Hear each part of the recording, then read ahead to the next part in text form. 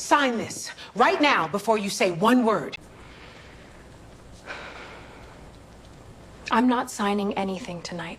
30 days, Maya. You don't have 30 days worth of anything. Teaching was always a waste of a mind like yours. Denise and Curtis storm back out to the street and stop short at the sight of an unfamiliar luxury car idling at the curb. Minji doesn't move, and he doesn't reach for the door handle. He watches it all through a windshield streaked with rain, saying nothing. They hurry to their own car and pull away, never once realizing whose uncle just heard everything. The notice was pale yellow, folded in thirds, and the seal in the corner was a small blue circle that would still be sitting on that kitchen table long after the porch light went dark. It would stay under a stack of graded worksheets for 6 more days before anyone thought to look at the fine print stamped beneath the signature line. Nobody moved for the length of time. It takes a car door to close on a quiet street, and the sound that followed the slam was not silence so much as the room exhaling. Denise Whitfield gathered her coat from the back of a folding chair without looking at her daughter. Curtis Whitfield picked up the leather bag he had set by the door as though the porch light outside had never gone still. They had not seen this man's face, only the outline of him against the rain and the low shine of a car that did not belong on that block. It was the car, not the voice, that put the hurry in their step. Maya Whitfield stood at the folding table with the notice in front of her, and she did not sit down, and she did not cry because crying had never once made her mother put a paper back in her bag. She uncapped the red pen from the canvas tote she carried everywhere, the one with a fraying strap she had meant to replace for 2 years. She drew one line under the blue notary seal, not through the numbers, only under the stamp itself. She did not know why the stamp mattered more than the number beside it, only that something about its placement felt wrong in a way none of the arithmetic did. The door swung against its broken hinge in the wind, and that was when she heard footsteps on the porch that were not her mother's and not her brother's. Julian Hand stood in the doorway, with rain still beaded on the shoulders of his coat, and he did not step over the threshold, and he did not say anything at all. I had been sitting in that car since 6:40 for a reason that had nothing to do with the shouting, and the shouting was the only reason he had gotten out of it. Maya looked up, once took in the man she had spoken to for less than 4 minutes, on 3 separate Thursdays, and went back to capping her pen. There was nothing in his silence that asked her to explain herself. He asked if she was steady enough to lock the door behind him, and she said she had been locking that door herself for 6 years, and he nodded once and turned back toward the rain. Before he reached the car, he looked back at the yellow notice still sitting under her palm, close enough to read the return address without meaning to. Something about the words, Copeland Notary, tightened at the edge of his memory. He didn't know yet why the name felt familiar, only that it was the kind of familiar that came from a filing cabinet rather than a face. He filed the thought away the same way he filed everything else that did not add up. Maya slid the notice into the front pocket of a blue spiral notebook she kept for tracking student progress between a reading log and a phone number she had circled for a locksmith she had never called. She photographed both sides of it on her phone before she turned off the classroom light. She did not know that the photograph would matter in 5 weeks, only that keeping a copy of anything her mother handed her had become a habit she could no longer remember choosing. 3 years and 4 months earlier, Maya had been sitting on the floor of a laundromat on Halsted Street at 11 at night, grading spelling tests by the light of a dryer window. The apartment above the schoolhouse still had no working lamp in the kitchen back then. She had taken the teaching job at $19 an hour after 3 years of working the front desk at a pediatric clinic, and 2 summers tutoring for a company that took 40% of what the families paid. No version of her life until then had left room for the things she was actually good at. Her mother had said the word waste so many times across so many kitchen tables that Maya had stopped hearing it as an insult and started hearing it as a kind of weather, something that arrived on schedule and had to be walked through rather than argued with. The money that should have covered her tuition had gone instead toward Curtis's first car, and 2 years later the build-out of a fashion studio on Halsted that closed within 14 months. Both times her parents had described it as an investment in the family's future rather than a debt to be repaid. The private loan that funded 3 semesters had been signed by both her parents when Maya was 19. It came with a promise, spoken across a dinner table and never once written down, that she would pay the family back once she had a job that mattered. Her father, Walter Whitfield, had been the only one who came to her first classroom, and he had stood in the doorway the way Julian now stood in it. He had not said much that day either, just looking at the rows of small desks like they proved something he had known about his daughter for a long time.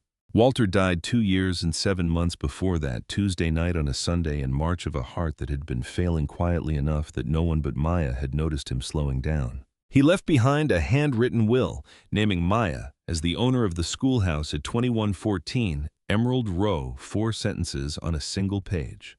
A next-door neighbor who had since moved to Georgia witnessed it, along with a bank teller who still worked the same branch on Ashland Avenue. Maya kept his fountain pen in the same canvas tote as her red marking pen, and she had never once used it because there was a difference between carrying a thing and being ready to use it. By the time Maya turned 26, she had built a version of the schoolhouse her father never lived to see finished. 6 free seats went to children whose families could not pay, funded by 4 private students whose parents paid a rate high enough to keep the lights on. That rate stayed low enough to stay under the radar of anyone who might ask why a public school teacher was running a second classroom out of her own building. Her specialty was children who read the way she once had letters swimming out of order on a page, sounds that refused to sit still long enough to be sounded out. She had spent 4 years building a system of colored overlays, spaced repetition drills, and recorded phoneme tracks that had taken 3 of her students from 2 grade levels behind to reading at pace within 18 months. Because the district required every student's accommodation plan to be logged in a shared digital record, Maya had spent 2 years as the person who actually understood how that record worked. She understood how a file's creation date sat separately from the date printed inside it, and how a document could claim one thing on its face and another thing entirely in the properties no one thought to check. She had used that skill exactly once for anything outside her job: catching a substitute teacher who had backdated an incident report by 3 days. She had not thought about it again until the night a yellow notice sat folded on her kitchen table with a stamp that did not look quite right. Julian Hann had met her on a Thursday in August, delivering his niece to her first session himself instead of sending the driver. His sister-in-law had asked that no one outside the family know why an 8-year-old who read 3 grade levels ahead in every subject, but reading itself, needed a private tutor twice a week. He had expected to drop Sophie off and leave. Instead, he had stood in the doorway for 11 minutes watching Maya work through a single sentence with the girl. 4 different ways until something in Sophie's face changed. He had not said a word the entire time because there had been nothing worth interrupting. What struck him was not her face, which he barely registered that first day, but the particular stillness of her attention. He noticed the way she watched Sophie's eyes rather than her mouth, tracking exactly where the confusion started instead of where it ended. He came himself the second Thursday and the third, telling himself it was for Sophie's comfort, and by the 4th week, he had stopped pretending the reason had anything to do with his niece at all. Neither of them had said anything that could be repeated as more than professional courtesy, and that was for both of them the entire point. On the drive home that night, Julian pulled the car over on Ashland Avenue and searched a name on his phone that had been sitting at the edge of his memory since the doorway: Copeland Notary and Escrow. He found a state licensing page that took him 4 minutes to fully understand. He did not call the number listed for the licensing board that night since it was after 9, and he did not yet know what question he wanted to ask.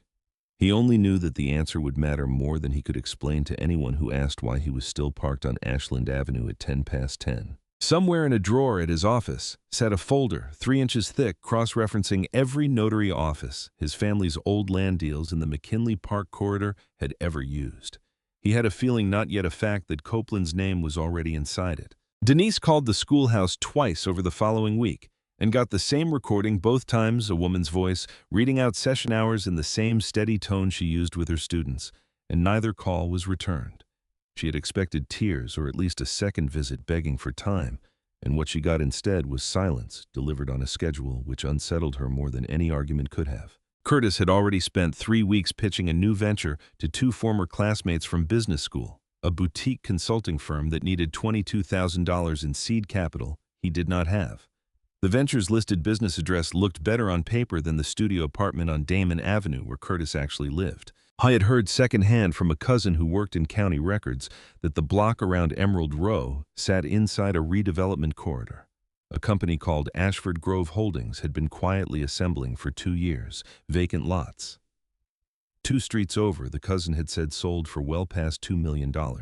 Denise reached out to a man she had met at church 11 years earlier, a broker named Reginald Voss, who ran a small outfit called Halbrook Realty Group out of a strip mall office on Pulaski Road.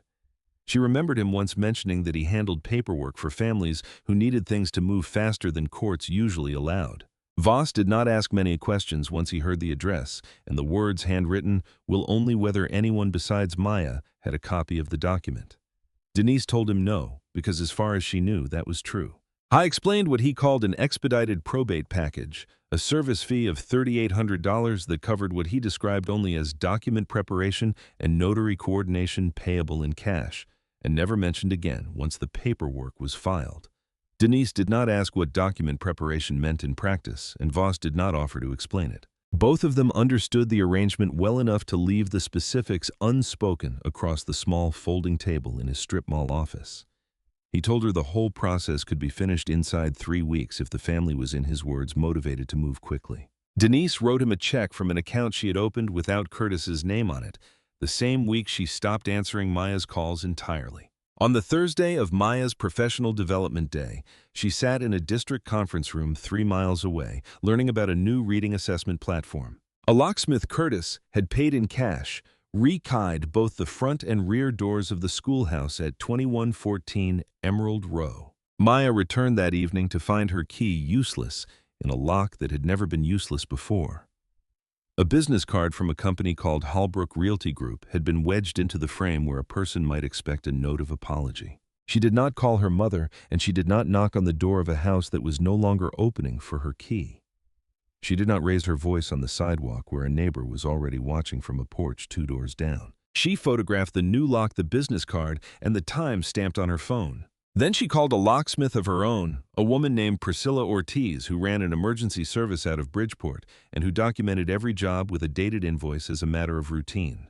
3 days later, a reimbursement check for $219 in classroom supplies normally mailed to the schoolhouse address came back to the district office marked undeliverable. A clerk informed Maya over the phone that someone had filed a change of address for the property with the county the previous week. The name on the change of address form was Curtis Whitfield. The forwarding address was a post office box on Pulaski Road, registered according to the postal form. Maya requested a copy of 2 days later to Holbrook Realty Group. Priscilla led her back into her own classroom within the hour, and without being asked, wrote down the exact time she had arrived and the condition of the lock she replaced. It was a habit that had nothing to do with Maya's situation and everything to do with a business that had been sued once and never wanted to be again. That night, Maya called Renata Cole, whose son had graduated from her Tuesday sessions 3 years earlier, reading 2 grades above level. Renata now spent her days pulling exhibits for a small law firm on Kedzie Avenue, exactly the kind of paperwork Maya had never needed until now. Renata came by the following morning with a legal pad and a laptop. The two of them sat at the same folding table where the yellow notice had been read aloud a week and a half earlier, building a folder that had so far exactly 2 items inside it. Renata's first move was to pull the county recorder's index for anything filed against the Emerald Row parcel in the last 30 days. What came back was a probate petition filed 11 days earlier in Curtis Whitfield's name, attaching a will dated the same March that Walter Whitfield had died. The two of them drove downtown the following Monday and requested a certified copy of the full filing in person, a process that took 90 minutes and cost $11. The clerk at the counter mentioned without being asked that the scanned exhibit had been uploaded through a third-party filing service, rather than submitted directly by an attorney of record. Renata wrote the name of that filing service down on her legal pad and underlined it twice. She told Maya on the drive home that a third-party filer usually meant someone had paid a flat fee to push paperwork through without ever setting foot in a courthouse. The petition asked the court to recognize Curtis as sole heir to the property at 2114 Emerald Row. Its grounds were that an earlier document naming Maya had been superseded by a later one that Walter had allegedly signed 9 days before he passed. Maya read the attached scan twice, and on the second read, she noticed that the signature line matched her father's handwriting closely enough to have fooled her at a glance.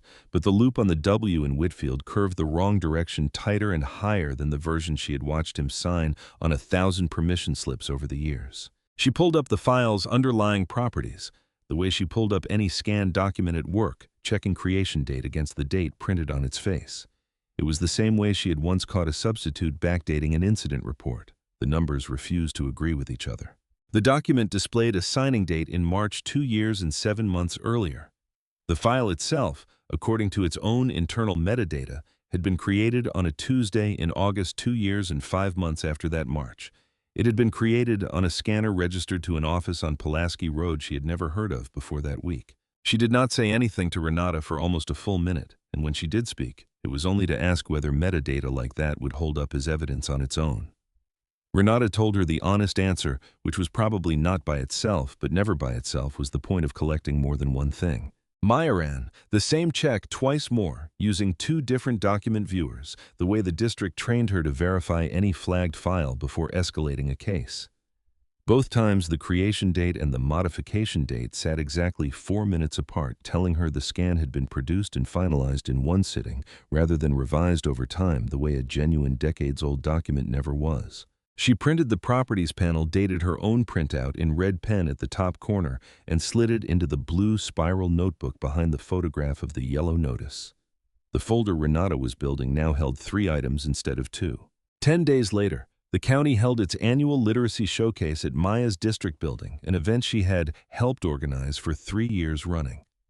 The event featured a slideshow of student work and 4 of her private students' families seated in the second row alongside families who had never paid her $1. Denise arrived without an invitation. Curtis a step behind her carrying a folder of his own. They positioned themselves near the refreshment table until the moment Maya stepped up to introduce her students' reading progress to a room of 80 people. Denise announced loud enough to carry past the first 3 rows that the woman on stage was running an unlicensed tutoring operation out of a house that belonged to her son. She said Maya was charging desperate families thousands of dollars while calling herself a public servant, and she held up the probate filing like a program handed out at the door. The room did not go silent so much as it went. Careful the particular hush of people deciding in real time whether to look at the speaker or the woman being spoken about. One of the paying parents in the second row quietly closed her folder of session notes. Maya did not raise her voice to match her mother's, and she did not deny the tutoring.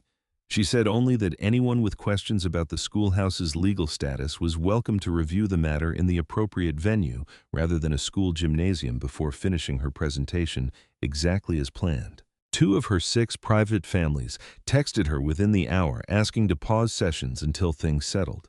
That cost her $4,350 in monthly income. She had already committed to a reading specialist's salary for the coming semester. Her department head found her in the parking lot afterward and asked carefully whether there was anything Maya needed to disclose about the schoolhouse's licensing status. Maya answered every question directly, laid out the probate filings timeline without raising her voice once, and watched the woman's posture soften somewhere around the 3rd sentence. One of the paying parents, a nurse named Odessa Franklin, whose son had gone from refusing to read aloud to volunteering first in his regular classroom, stayed behind after the crowd thinned. She told Maya quietly that whatever the folder was that Denise had been waving around, she did not believe a word printed on it. Odessa's son kept his Tuesday session that week and the week after, the only one of the 6 families who did not pause. It was a decision Maya would remember longer than she remembered the sting of the microphone moment itself. Julian heard about the showcase from his sister-in-law 2 days later, a second-hand account garbled enough that he could not tell fact from rumor. He drove to his office instead of home that night and pulled the 3-inch folder from the drawer where it had been sitting since the notice on Emerald Row. Inside, cross-referenced against 9 other land parcels, his family's old shell arrangement had touched over the previous decade, was a notarization stamp matching the one on the yellow notice exactly from an office called Copeland Notary and Escrow. That same office had been used on 4 separate closings between 6 and 9 years earlier. He called the state licensing board first thing the next morning and confirmed what the website had told him in 4 minutes 2 weeks before. Copeland's license had been formally revoked 14 months ago for reasons the clerk on the phone would not disclose over the line. A follow-up email from the board's records office 3 days later cited an unresolved complaint involving improper witness verification on 4 separate filings. It was not proof of anything that touched Emerald Row directly, not yet, but it was the second time in 3 weeks that the same small notary office had crossed a life he had reason to care about. Julian had learned a long time ago that his family's old business did not produce coincidences, only patterns nobody had bothered to trace. He pulled the assembled purchase file for the Emerald Row corridor next the one his own development team had prepared 8 months earlier and found the schoolhouse parcel listed as a contingent acquisition conditioned on clear title. An internal note flagged a pending probate matter that had appeared on the county docket only 3 weeks before. Beneath the flag, in his acquisitions director's handwriting, was a single line he read 4 times before he closed the folder. Filing party listed as third-party service. No attorney of record recommend delay pending resolution. Julian sat in his office until well past midnight, with both folders open, side by side, the Emerald Row acquisition file on one side and the 9-parcel Copeland file on the other. For the first time since his father's death, he found himself hoping a business problem and a personal one turned out to be the same thing, because at least then he would know exactly where to stand. Julian heard about the literacy showcase from his sister-in-law 2 days later, garbled enough that he drove to Emerald Row himself the following Thursday to see for himself rather than ask Maya directly what had happened. She told him only that there was a filing dispute over the schoolhouse and that Sophie's sessions would continue without interruption, and he did not press for more. He had learned in the 2 months he had known her that she offered exactly as much as she wanted to and nothing that anyone pulled out of her.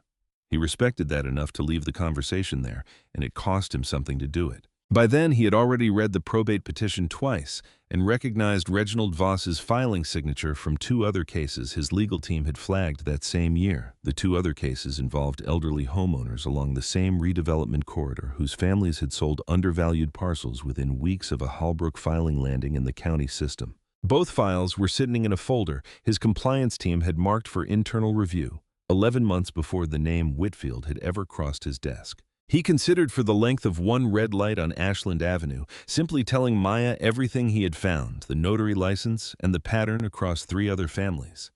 He also thought of the name Voss had used at 2 closings his own father had signed off on a decade earlier. He decided against it before the light turned green. Not because he doubted she could carry it, but because he had watched enough people hand her their conclusions instead of their evidence that week.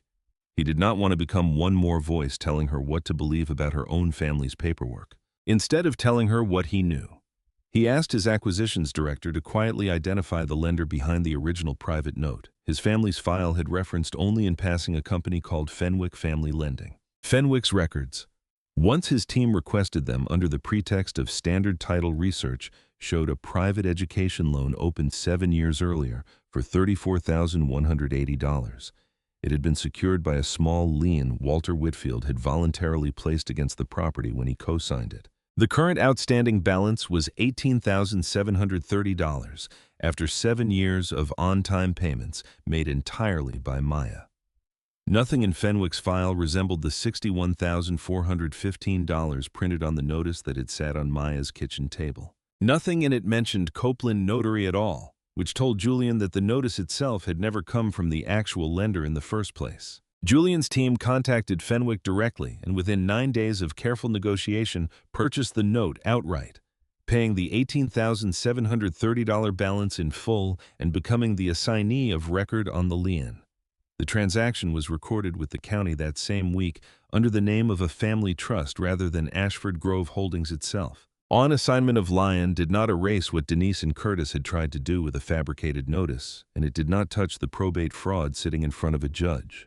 It meant that the one piece of real leverage anyone in Maya's family had ever legitimately held over that property now belonged quietly to a trust that had no intention of ever calling it due. His mother, Helen, Han found out about the purchase from his acquisitions director rather than from Julian himself. She called him to the house on a Sunday 2 weeks later, setting out a bowl of seaweed soup she had not made in months and had clearly made that day for a reason. She spoke to him in Korean the way she always did when she wanted him to understand something before he had time to argue with it. She told him a family did not survive by rummaging through its own history for other people's benefit, and that his father's old dealings, however he judged them, now had built the table they were both sitting at. He answered her in English the way he had for 11 years since his father's funeral, and told her that the table did not belong to him if it had been built by taking someone else's. She set down her spoon and looked at him the way she had the day he told her he would not be taking his father's seat on the board. Neither of them raised their voice, and neither of them finished the soup. When he left that evening, she pressed a small white envelope into his hand at the door the way she had every Sunday of his childhood. It held cash folded inside for no occasion at all, except that he was her son and he was leaving the house. His older brother, Sophie's father, had taken the board seat Julian refused, and their mother had never once compared the two of them out loud. The small altar table in the hallway held a photograph of Julian's father angled. Julian had noticed years ago very slightly toward his brother's side of the room. I had spent most of his 20s believing that silence was the price of staying inside a family that had built everything it owned on decisions he was ashamed of. It was only in the last 2 years, unwinding one shell filing at a time, that he had started to understand silence as something he was allowed to stop paying. Sophie found him in the driveway before he left, still in her school uniform, and asked without any particular urgency whether Miss Whitfield's schoolhouse was going to be okay. He told her the truth, that he was working on it because he had decided a long time ago never to promise a child something he could not yet guarantee. He drove straight to Emerald Row instead of home, not to speak to Maya, only to sit in the same parked spot on the street and watch the classroom light through the window. This had become a habit he kept more often than he told anyone, including himself. Over the following 2 weeks, he found small ways to be useful that asked nothing of her in return, leaving the card of a pro bono real estate attorney his firm retained on the reception desk without a note. He quietly covered the replacement cost of a door frame the locksmith had needed to reset and arranged through a colleague rather than through Maya for the district's insurance office to expedite her reimbursement check. He never mentioned any of it, and when Maya noticed the door frame had been repaired before she got around to calling anyone, she did not ask who had done it. Some questions she had learned were better left unasked when the answer might complicate something she needed to keep simple. What she did instead was watch him during Sophie's sessions, noting the particular patience with which he waited through a full 40 minutes without checking his phone once. She noticed, too, the way he always removed his shoes at the door out of a habit she suspected went back further than politeness. She filed each detail away the same way she filed everything else that mattered. One Thursday, she caught him correcting Sophie's grip on a pencil without a word, resetting 3 small fingers with the kind of care that came from practice rather than instinct. When she asked later who had taught him that, he said only that someone had once done the same for him at a kitchen table a long time ago and left it there. She noticed, too, that he never once asked how the hearing was going, though she was certain by then that he knew there was a hearing. She understood the not asking as its own kind of gift, the difference between a man waiting for a report and a man simply staying present until she chose to give one. Renata called on a Tuesday with the piece that finally made the folder feel less like a stack of suspicions and more like a case, a certified copy from the state licensing board. It confirmed that Copeland Notary and Escrow's license had been revoked exactly 14 months before the date stamped on both the yellow notice and the probate exhibit for 4 separate violations involving improperly witnessed signatures. Renata had also filed a public records request for any police reports generated near the will's claimed signing date, a habit she had picked up from a paralegal training that emphasized checking alibis against anything with a timestamp attached.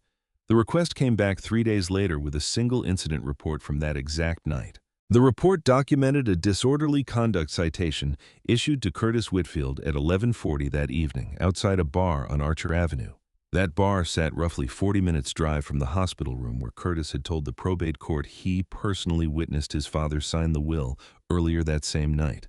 Maya read the citation twice, then a third time, and set it beside the metadata printout and the licensing board letter in the blue spiral notebook.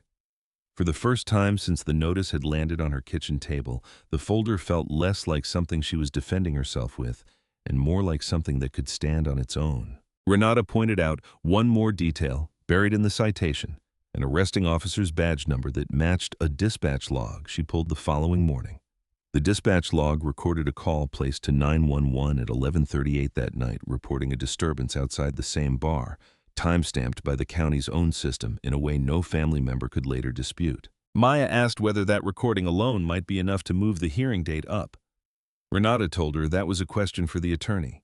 They still needed to hire the one piece of the folder that remained for now unfinished business. A hearing date arrived in the mail 4 days later, setting the probate matter for review in 6 weeks. Separately, an invitation to a signing ceremony at the Meridian Hotel arrived at the schoolhouse addressed to Maya Whitfield, care of the Emerald Row Community Partners.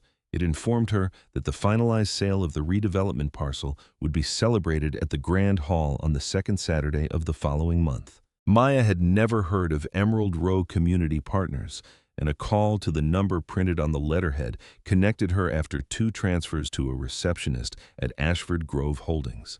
The receptionist confirmed only that community stakeholders along the corridor had been added to the guest list at the request of the development team. She did not know that the request had come from Julian himself, Quietly, 3 days after the hearing date was set, nor did she know that the closing he had scheduled at the Grand Hall was timed deliberately to land 11 days after the probate hearing rather than before it.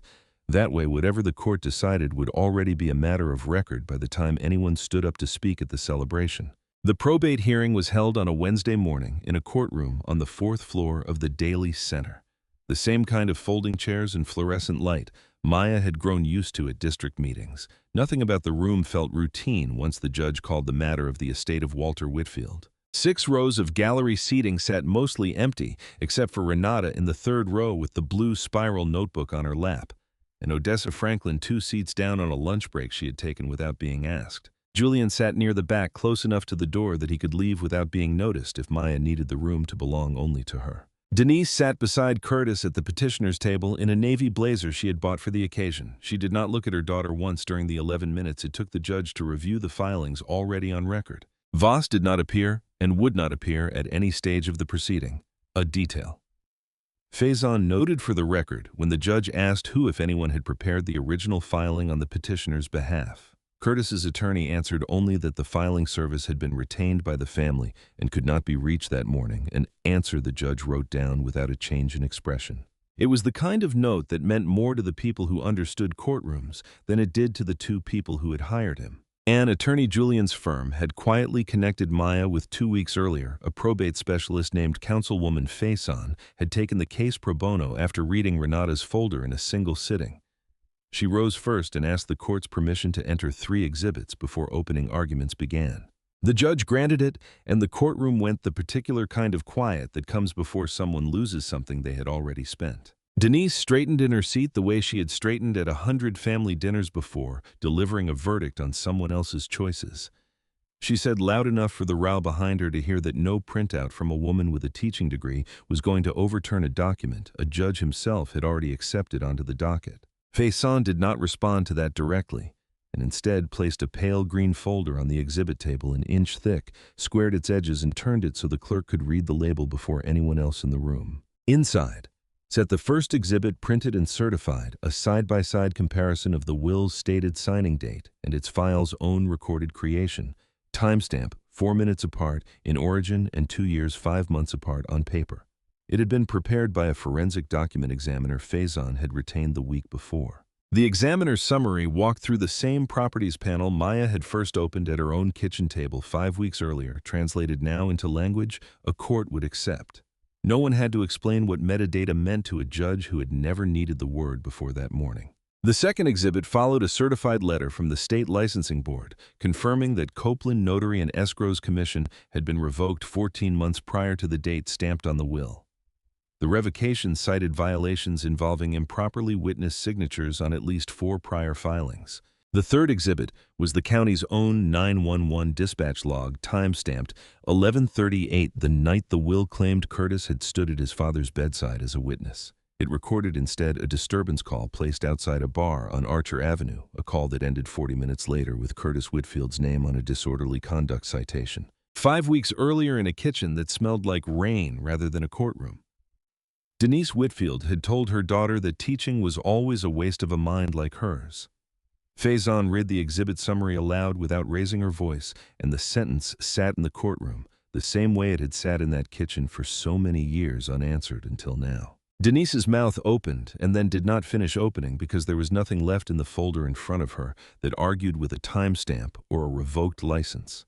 There was nothing that argued with a 911 call that had happened whether anyone in that family chose to remember it or not. Curtis stared at the exhibit table rather than at his mother. For the first time in the proceeding, he looked less like a man defending an inheritance than a man watching an alibi collapse in real time under a fluorescent light he could not turn off. I had told the story about the bedside signing so many times in the past 5 weeks to his mother, to Voss, to the 2 former classmates funding his consulting venture. Some part of him seemed to be hearing the dispatch log's timestamp for the first time alongside everyone else in the room. Curtis's attorney, a young associate who had clearly been handed the file only days before, asked for a short recess to confer with his client. The judge granted 15 minutes, during which Curtis sat alone at the petitioner's table while Denise stood near the window with her phone pressed to her ear and no one answering on the other end. When the hearing resumed, the associate offered no rebuttal to the 3 exhibits, only a request that the court consider Curtis's cooperation with any future investigation as a mitigating factor. The judge noted the request for the record without commenting on what it implied about the strength of everything that had come before it. The judge reviewed the 3 exhibits without further comment for several minutes, flipping back once to compare the licensing letter against the notarization stamp on the will itself. The judge then addressed the courtroom, directly finding sufficient evidence of fraud in the probate filing to vacate the pending petition. The matter would be referred to the state's attorney's office for further review, and Walter Whitfield's original handwritten will was restored as the controlling document of record. The judge added before adjourning that the court took no pleasure in a family matter arriving dressed as a property dispute. The referral to the state's attorney was not a punishment handed down from the bench, the judge said, but a simple acknowledgement that some of what had been filed no longer belonged to a probate judge alone. Denise did not cry, and she did not apologize. She gathered her coat from the back of a folding chair, the same way she had gathered it off a different chair in a different room 5 weeks earlier. This time, nobody in the room mistook the sound that followed her out as agreement. Outside the courthouse, Fazan explained what the referral meant in practical terms. A formal fraud investigation into the probate filing would proceed on its own timeline, likely months rather than days, independent of anything happening at the schoolhouse. Halbrook Realty Group's broker license, she added, was now almost certain to face its own review before the state board. She was careful to say what the ruling did not do, which was resolve the state's attorney investigation on the spot, put anyone in handcuffs that afternoon, or guarantee an outcome months away that no exhibit could promise in advance. A courtroom dealt in timelines. She reminded Maya, not in the tidy endings. A folder full of evidence sometimes made people expect. Renata closed the blue spiral notebook for what she said was the last time it would need opening for this particular fight, though she kept it in her bag rather than handing it back that afternoon. In case the state's attorney's office needed the original sooner than anyone thought, she said she would rather carry the weight of it a little longer than risk losing track of a single page. 11 days later, the Grand Hall at the Meridian Hotel filled with 200 people for the closing celebration of the Emerald Row redevelopment corridor. A stage stood at the front set with a single podium and a table holding the signed purchase agreements for 9 parcels along the block. The room's chandeliers threw a warm light across round tables, set with place cards for 9 different development partners. A slideshow behind the stage cycled through renderings of the finished corridor glass storefronts. A small park, a corner marked simply as community education space. Maya arrived in a dress she had bought for her father's funeral, and never worn again until that night, carrying her canvas tote rather than a handbag out of habit rather than necessity. Every document that had ever mattered inside it had already done its work in a courtroom 11 days before. Julian found her near the back of the room before the program began and told her for the first time out loud that he had known about Copeland's revoked license 3 weeks before the hearing. He said he had chosen not to tell her because the case needed to be hers when she walked into that courtroom, not his. She told him she had suspected as much the week the doorframe got fixed itself, and that she had decided somewhere around that same week not to ask. Some kinds of help, she had come to believe, only mattered if the person offering them never needed thanking for it. I told her, too, about the lien that a family trust had quietly paid off the remaining $18,730 owed to Fenwick Family Lending 9 days after the showcase. From that point forward, she said the property had carried no real leverage against her, whatever the yellow notice on her table had once claimed. Maya was quiet for a moment, turning that piece over the way she turned over any new fact, then asked only why he had never mentioned it. He said the same thing he had said about the license, that the fight needed to belong to her, and that a debt quietly settled behind the scenes was never going to be the thing that won it. She did not thank him for it in words, because she had learned by then that he did not need the words. Instead, she asked whether Sophie's session could move to Thursdays at 4 instead of Tuesdays. Since Tuesdays, she said, had started to mean something different to her than they used to. When the program reached the parcel listed as 2114 Emerald Row, the moderator explained that the schoolhouse had been withdrawn from the general redevelopment sale entirely. Its lien had been quietly settled months earlier by a family trust with no further claim against the property. Ashford Grove Holdings, the moderator added, would instead donate the parcel's original acquisition value toward founding an education trust run independently of the corporation. Julian told the room from the podium, without naming anyone who might have needed to hear it, that a family had once been right to say they paid for that lien. He said they were just as wrong to think owning a piece of paper was ever the same thing as owning what happened inside that building. 200 people who did not know the history behind the sentence applauded anyway because it sounded, even without context, like the truest thing said all evening. The trust would be named the Whitfield Literacy Fund, administered by Maya, with a board seat reserved permanently for a community representative rather than a corporate one. It was funded at a figure the moderator read aloud as $2,950,000, the same number that had once sat in a development spreadsheet describing what the land alone was worth. Odessa Franklin, seated at a table near the front with her son beside her in a borrowed tie, was the first to stand when the figure was announced. The rest of the room followed a beat behind her applause, rolling back toward the stage the way it does when people are clapping for something they only half understand but recognize as fair. The fund's charter, drafted by Faison's office and reviewed by Renata line by line before Maya signed it, guaranteed 6 free enrollment seats at minimum in perpetuity. Any additional capacity would be determined by Maya alone rather than by a corporate board seeking a return on its education spending. Maya stood at the podium after him and said only that she intended to forward every exhibit from the hearing to the state's attorney, regardless of what her family decided to do next. The fraud referral was not a bargaining chip, and she had no intention of treating it like one. The only agreement she offered her mother and brother that night was a single civil boundary delivered through Faison rather than in person, barring either of them from the schoolhouse property and from contact with her directly. It stood entirely separate from whatever the state decided to do with the criminal matter. Neither of them could undo now. Neither Denise nor Curtis attended the grand hall that evening, and neither sent word. The empty space where a family might have stood was for the first time in 5 weeks not a loop Maya felt any need to watch. As the last of the guests filed out, past midnight, Julian walked her to her car through a parking structure lit the same pale yellow as the notice that had started all of it. Neither of them mentioned the notice because for the first time since October, there was nothing left in it that either of them needed to solve. 5 months after the closing at the Grand Hall, the state's attorney's office filed formal fraud charges against Reginald Voss, citing the Whitfield probate filing alongside 2 other cases involving elderly homeowners along the same redevelopment corridor.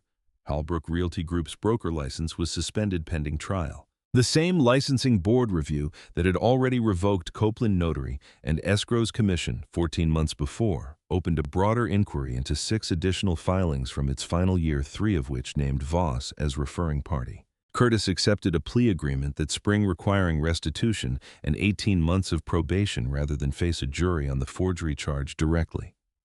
He moved out of state by summer, closer to the fashion studio partner who had by then stopped returning his calls as well. The restitution order covered only the direct costs of the fraudulent filing, not the $4,350 Maya had lost when 2 families paused their sessions after the showcase. Faison told her plainly that the civil courts were unlikely to close that gap, and Maya, after a week of considering it, chose not to pursue the matter further. Denise was never charged, since the state's attorney concluded she had relied on Voss's assurances rather than personally forging the signature herself. The court's civil boundary order remained in effect, and Maya let it stand exactly as written, without softening it and without extending it. Faison closed the file that spring with a single line in her notes. The 14-month gap between a revoked license and a fraudulent stamp had turned out to be the only lie in the entire case that never once needed a witness to prove. The Whitfield Literacy Funds Board approved its first expansion that same spring, adding 4 free enrollment seats in a part-time reading specialist position, filled by the same colleague whose salary Maya had once quietly covered. The fund's second-year report released that following winter showed 11 students reading at or above grade level who had entered the program 2 grades behind a figure Maya insisted on including alongside the budget numbers every board meeting afterward. No one reviewing the fund's finances would ever forget what the money was actually for. A Reginald Teachers Association invited Maya to lead a workshop that fall on verifying student accommodation records, a topic she had never planned to become known for. It was built entirely from the same document-checking habits she had used at her own kitchen table months earlier. The workshop filled its 30 available seats within 4 days of the announcement going out. The association asked her to repeat it the following spring for a wait list that had grown to nearly twice that number by the time she agreed. 2 other teachers, who attended the workshop later, contacted her separately about irregularities they had found in their own district's filing systems. Maya walked each of them through the properties panel the same patient way she once walked a second grader through a single stubborn sentence. By winter, the district's special education office had adopted a version of Maya's document verification checklist as standard practice for any accommodation record flagged for dispute. The training memo credited her by name without ever mentioning the schoolhouse, the notice, or anything that had happened at the courthouse. She turned down 2 separate offers that year to consult for law firms handling similar probate disputes at a rate that would have paid more in a single month than her teaching salary paid across an entire year. She told both callers the same thing, that the classroom was the only version of this work she had ever actually wanted. On a Thursday in November, the schoolhouse held its regular afternoon session. 6 free seats and 4 paying seats filled with children working carefully through the same colored overlays and spaced repetition drills Maya had built from nothing years before. Julian brought Sophie himself the way he always had and stood quietly in the doorway the way he always had, not because confidentiality required it anymore, but because it had simply become the settled shape of his Thursday afternoons. Maya sat across from a boy named Tyrell, walking him through a paragraph about a fox and a river, marking his worksheet with the same red pen from her canvas tote. She uncapped it the same way she had uncapped it the night a yellow notice sat under her palm. The kitchen light, through the classroom window, turned the color it always turned by 4 o'clock in the afternoon in November, low and orange across the floor. The radiator ticked the way it had ticked every winter since Walter first handed her the keys. A pot of water for the after-session tea sat warming on the small hot plate by the bookshelf, the same slightly chipped kettle Maya had carried over from her old apartment 3 years earlier. The smell of it filled the room the way it did every Thursday without anyone commenting on it anymore. Nobody spoke while Julian waited, and nobody needed to, because the sound of 11 children reading aloud in overlapping uneven rhythm had become for both of them its own kind of conversation. When the session ended, Sophie ran to gather her coat. Julian stayed a moment longer at the door, watching Maya cap the fountain pen that had once been her father's and slide it into the tote beside the red one, a habit she had picked up that winter. He had never asked her outright why she kept both pens together rather than separately, and she had never offered an explanation.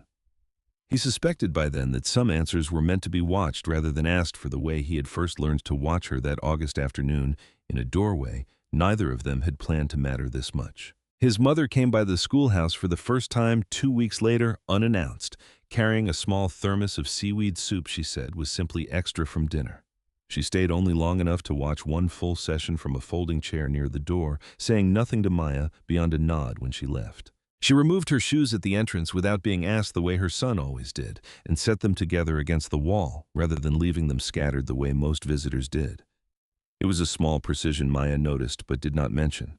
She left the thermos behind, and Maya did not know, and never asked whether that had been an oversight or a decision. She only knew that it sat washed and returned to Julian's car the following Thursday, the way certain things get said in a family without a single word passing between the people saying them. A grade can be corrected with a red pen and an hour of patience, but a person's worth was never something a family got to erase simply because they controlled the numbers on a page. What made a family in the end was not the debts it kept count of from the day a child was born, but whether it showed up quietly without asking for credit the night the storm arrived at the door. Maya still keeps 2 pens in that worn canvas tote, one for the mistakes a child can fix by trying again, and one that never once left her father's handwriting. Perhaps the harder question is which of the people who once sat at her family's table would know even now the real difference between the two.